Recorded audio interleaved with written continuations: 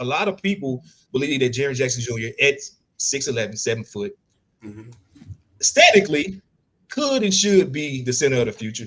He closed a lot of games at center, things like that. Got a lot of time at center last year due to all the injuries and things like that. But let me ask you this question.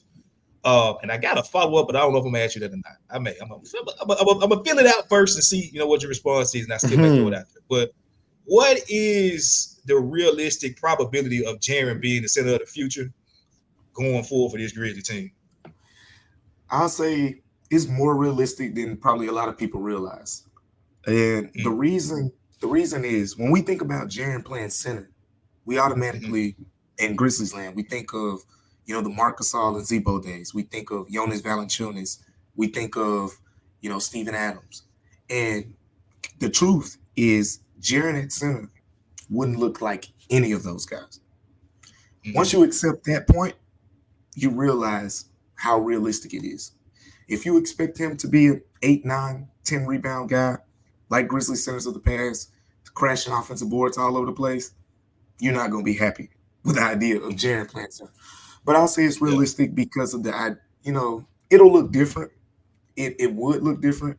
But there are other ways where, not just the negative side of it looking different. It'll look different in a positive way, too.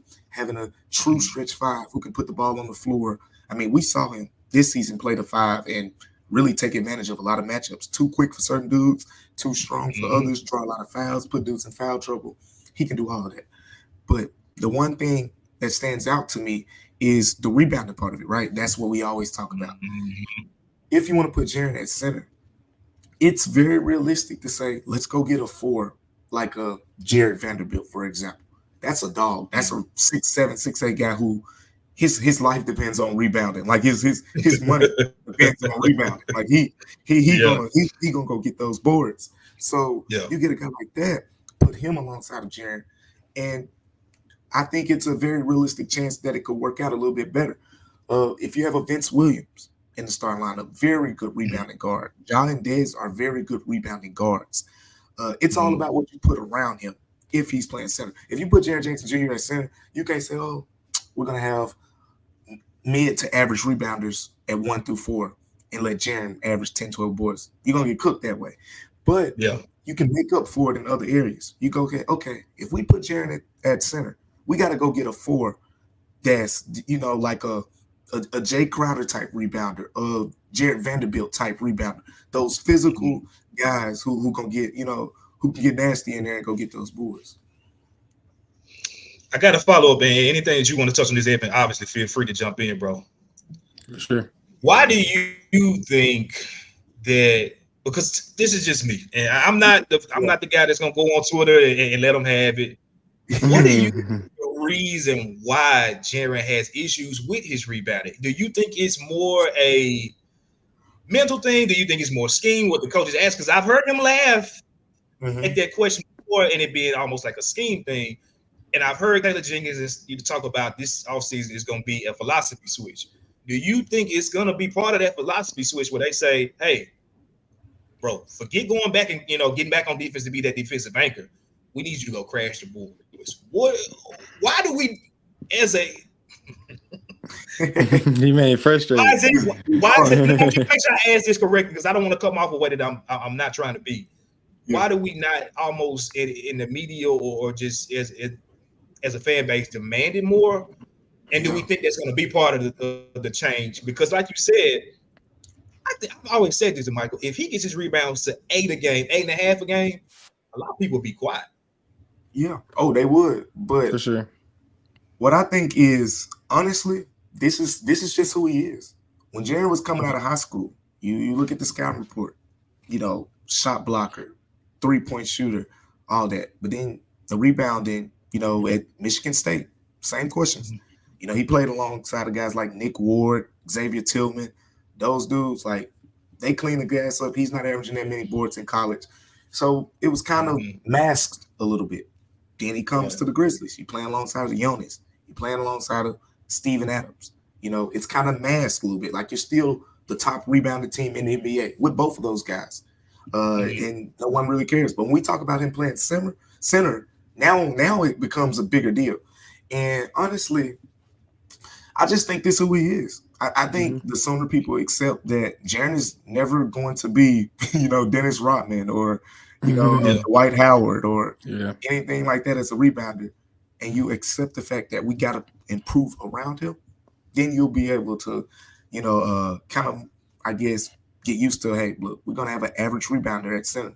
Teams have won with average rebounders at center in the past because they have other guys around them that kind of, can help out or make up for some of that. We see Golden State down the stretch go to Draymond Green at center. We see, even the Cavs. Kevin Love was a great rebounder in his prime, but when they put him at center and when he got in his 30s and whatnot, it wasn't the same. So with all that being said, like, I think people just got to accept, like, look, Jaren's never going to be a great rebounder. I think at this point, my thing is, we look at guys when Santi went in the starting lineup, when Kyle Anderson used to go in the starting lineup, all of them rebounded the ball better than Jaren. The scheme thing is, to me, it's a cover up. Like, and it's just being real. Like, we on the No Bluffin podcast right now, so we got to keep it real. Capping. We ain't capping. We got to keep it real, man. So look, I think it's a cover up. Like, it's it is what it is. Like, Taylor Jenkins is never going to come out and say Jaren's not a good rebounder. Like, he's going to say, oh, well, the scheme leads into this and that. But there are so many times where I've seen the ball be right on the cusp of Jaren's hands, and another guy just comes and snags it and grabs it, or he can't pull it down. That's I mean, that's all it is to me. It's want to, it's will, it's skill. I mean, I talked to Xavier Tillman in the locker room. I used to talk to Steven Adams in the locker room. They can sit there and talk to you 5 to 10 minutes about rebound, like just nothing else. Like positioning. When the ball is shot on this side of the goal, position yourself on this side. It's more likely to come off on this. These dudes live rebounded, but I don't get the same, like desire for that, the same thirst for that from Jaren. I got a question. Two questions. So you said mask and like the other guys like mask it and all that. Yeah. Do you honestly think if we brought in like a glass cleaner, like another Steven Adams type, do you think that will? Because I feel like next year we have the best talent probably around on our team that we've ever had. Because the reason I feel like y'all can both tell me if I'm wrong. I think part of the reason why he hasn't been rebounding like that is number one, just because they want to, but also because he's had all other responsibilities like shot blocking, a lot like offense, like all of that. Do you think because next year we have such a talented team around him, and if we get another like glass cleaner, do you think that will motivate him more to rebound? And my second question is, if you were Zach Kleiman, what would you do? Like, would you have him doing this at the center, or would you get some of the guys we talk about that we're going to talk about later to get him? So whichever way you want to do those, I'll start with the second one because I'll work back the first one. And at the end of the day, this like because I said a lot of things about him just then, but at the end of the day, he was all-star playing this style. So if it ain't broke, don't fix it.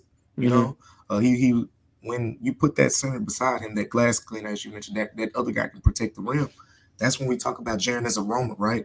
He gets to be on the perimeter a little bit more. He gets to, come in, like a skyhawk or something in the paint, coming behind guys, and like really just, for real, man. And he can do that because, you get past Jaren and he's coming behind you, but you got Steven Adams at the rim, you got Jonas Valanciunas at the rim, and these type of dudes. So he's still able to be one of the best shot blockers, in the NBA while playing that type of role. So if it ain't broke, don't fix it. I think, you go get your glass cleaner or whatever, and he'll play that brand of basketball. And from a motivational standpoint, I do think it will. I think he's going to be a better rebounder. Like, I do not think he's maxed out as a rebounder by any means. I just don't ever expect him to be a double-double guy.